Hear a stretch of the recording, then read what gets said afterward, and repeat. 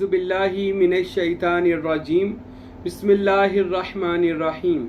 आज हम बात करेंगे कि दुनिया में कितने हज़रत आदम अलैहिस्सलाम तशरीफ़ लाए। ये बहुत सारे लोगों के लिए एक अजीब सवाल भी होगा, अजीब बात भी होगी।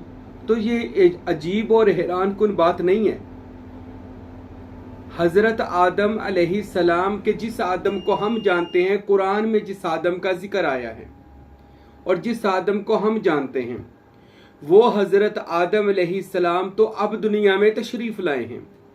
जबकि हम बेशतर किताबें पढ़ते हैं तो हमें पता चलता है, जो पिछली किताबें हैं, पुराने अहदनामे हैं या पुराने मजहबी किताबें हैं, तो हमें पता चलता है कि बहुत सारे ऐसे भी जो बड़े बड़े इनके जो मजहबी रहनुमा वगैरह हुए हैं, उन्होंने अपनी किताबों में लिखा है कि ये जो दुनिया है, ये जो धरती है, ये जो कायनात है, ये खरबों बार, लाखों नहीं खरबों बार इस दुनिया को ख़त्म करके दोबारा सरे-नौ तामीर किया गया है। और ये बात तौरात में भी, तौरात के 5 हिस्से हैं, पैदाइश, खरूज, अहबार, गिनती और इस्तिस्ना। तो पैदाइश के चैप्टर में भी ये बात मिलती है कि ये दुनिया, ये कायनात कई दफ़ा बनाई जा चुकी है। जनाब मूसा अलैहिस्सलातु वस्सलाम ने इसका तौरात में जिक्र मिलता है, और भी कई जगह पुराने अहदनामों में इसका जिक्र मिलता है। और भगवत गीता में श्री कृष्ण ने भी इसके बारे में लिखा कि ये धरती लाखों खरबों बार नष्ट कर दी गई थी, ख़त्म कर दी गई थी, फिर इसको दोबारा बनाया गया। और जब धरती को बनाया गया तो यकीनन धरती को बनाने के लिए दोबारा किसी आदम की ज़रूरत पड़ेगी, किसी विष्णु की ज़रूरत पड़ेगी। विष्णु कहते हैं पहला इंसान, किसी पहले इंसान की ज़रूरत पड़ेगी, जिसे हम अपनी अरबी लुगत, अरबी ज़ुबान में कहते हैं आदम, यानी आदम, जिसमें दम अल्लाह ताला ने फूंका हो अपना। तो हज़रत आदम अलैहिस्सलातु वस्सलाम जो हैं, ये एक आदम नहीं है। ये जब जब ये दुनिया बनाई गई तब तब हज़रत आदम दुनिया में तशरीफ़ लाए हैं। और मैं अब आपको एक बात बताऊं, एक हदीस शरीफ भी मिलती है हमें, मेरे और आपके पाक महबूब जनाब अहमद मुश्तबा हज़रत मोहम्मद मुस्तफ़ा सल्लल्लाहु अलैहि वसल्लम ने इरशाद फरमाया। आपने फरमाया कि दुनिया में 14,000 आदम आए हैं। ये रिसालत माब सल्लल्लाहु अलैहि वसल्लम की हदीस बिल्कुल सही हदीसों में मिलती है। 14,000 आदम आए हैं और मैं आखिरी आदम की औलाद में से हूँ, और ये मेरी उम्मत आखिरी आदम की औलाद में से उम्मत है। इसके बाद अल्लाह क़यामत बर्पा कर देगा, फिर मैदान हशर, मैदान माशर लगेगा, यानी फिर जन्नत की दुनिया शुरू हो जाएगी। ये हदीसों में मौजूद है। हुजूर फरमाते हैं 14,000 आदम। अब ये 14,000 यहाँ से जब किसी चीज़ को, किसी गिनती को हज़ारों पर या लाखों पर लाया जाता है, जैसे कहा जाता है 1.25 लाख अंबिया, तो इसका मतलब होता है कि 1.25 लाख का मतलब 1,40,000 या बेशतर इससे भी ज़्यादा हो सकते हैं, कम से कम 1.25 लाख हो सकते हैं। 14,000 का मतलब है कम से कम 14,000 आदम है, नहीं तो इसको हजारों खरबों बार भी इस कायनात को बनाया होगा और हज़रत आदम अलैहिस्सलाम को भेजा होगा। और कई दुनिया में हज़रत आदम अलैहिस्सलाम यानी वो तशरीफ़ लाए, किस रूप में लाए, किस शक्ल में लाए, आदम किस किस दुनिया में आए, किस किस सियारे में आए या इसी दुनिया में आए, अब ये अल्लाह के रसूल सल्लल्लाहु अलैहि वसल्लम जानते हैं, या अल्लाह का रसूल का खुदा हमारा अल्लाह बेहतर जानता है। लेकिन अल्लाह के नबी ने इशारा कर दिया है कि हज़रत आदम बहुत 1000 बार आए हैं और मैं आखिरी आदम अलैहिस्सलाम की औलाद हूँ। अब ये हज़रत आदम जिसका जिक्र हमें कुरान में मिलता है कि फरिश्तों ने सजदा किया, तो इसी तरह के हज़रत आदम आए और वो बेशतर आए, दुनिया से उम्मत बनी और वो दुनिया से चले गए। और एक और वाक़या में हमें जनाब गौस पाक सैयद अब्दुल कादिर जिलानी, जो पीराने पीर से शेख अब्दुल कादिर जिलानी रहमतुल्लाह अलैह, उनकी किताबों में से मिलता है कि हज़रत फरमाते हैं गौसे आज़म के मैं हज करने के लिए गया, वहाँ पर मुझको एक रूहानी मखलूक से मेरा कॉन्टेक्ट हुआ, राब्ता हुआ, मुलाकात हुई। मैं उस रूहानी बुज़ुर्गों से मिला तो वो बड़े ही ज़्यादा उम्र के रूहानी बुज़ुर्ग थे। मैंने उनसे पूछा, गौस पाक फरमाते हैं कि मैंने उनसे पूछा कि हज़रत आप कब से हैं?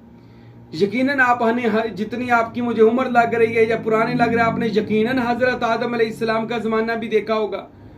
तो उस रूहानी बातनी वाली अल्लाह ने हजरत गौसे पाक को फरमाया, आप किस हजरत आदम की बात कर रहे हैं, जबकि मैंने अपनी जिंदगी में 14, उसने अपनी जिंदगी में बताया कि मैंने अपनी जिंदगी में 9 से ज्यादा आदम देखे हैं। यानी उनकी उम्र इतनी थी कि उन्होंने 9 से ज्यादा, वैसे 14,000 रिसालते आप सल्लल्लाहु अलैहि वसल्लम फरमा रहे हैं। तो उस रूहानी बातनी बुजुर्ग ने फरमाया कि मैंने अपनी जिंदगी में 9 हजरत सैयदना आदम देखे हैं और मैं उनको देखकर उनका जमाना पाकर आया हूं। मैं अब तक रूहानी तौर पर मैं मौजूद हूं, क्योंकि रूहों को वैसे भी मौत नहीं आती।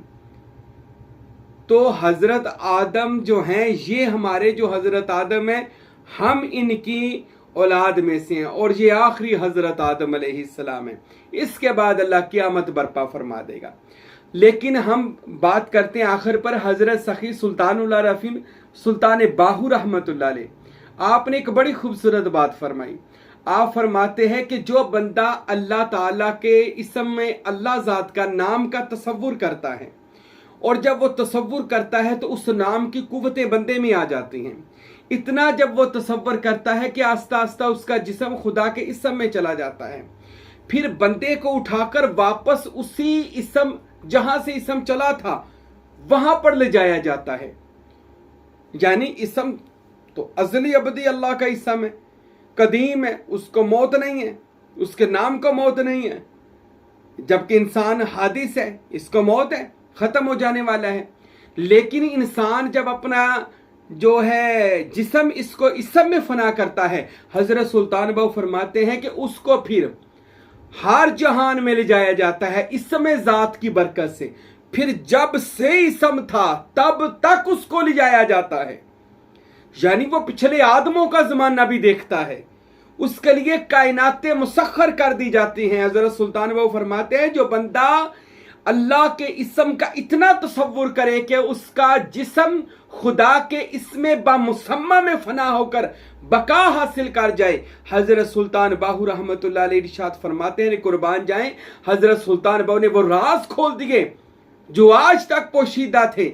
आपने वो सीना ब सीना वाला इल्म अता फरमा दिया। सुल्तान बाहू फरमाते हैं उसको जब बंदा तालिबे सादक इसमें अल्लाह ज़ात का तसव्वुर करता है, उसको सारे जहान के आदमों से मिलाया जाता है, उसको सारे जहान के जो मजहबी लोग थे उनसे मिलाया जाता है, यहां तक कि उसको आलमे नासूत मलाकूत जबरूत लाहूत बाहूत की सैर करवाकर उसको आलमे लाहूत का शहबाज बना दिया जाता है।